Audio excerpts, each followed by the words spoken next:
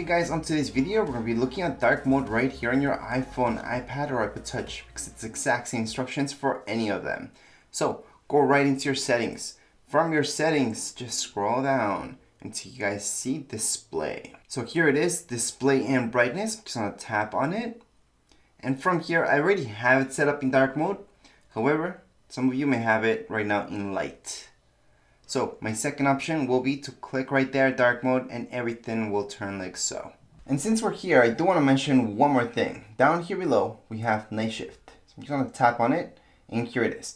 I have it scheduled from 8 p.m. to 8 a.m. Now I recommend having this on because at nighttime, it's going to turn your screen a little bit on the warmer side, so a little bit yellowish.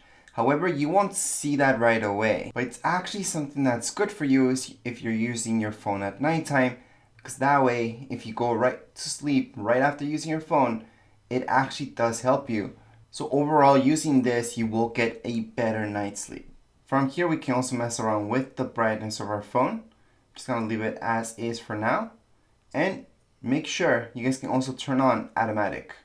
So during the day, you may want your screen to be like so.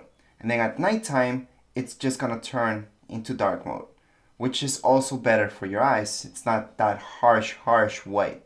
For me, I don't like automatic. I like it to be dark mode all the time. I think everything looks better, reads better, and displays better. And that's why all my menus are like so. Anyways, if you guys have any questions, comments, you guys can write down here in the comments area. Don't forget to subscribe and rate. Thank you.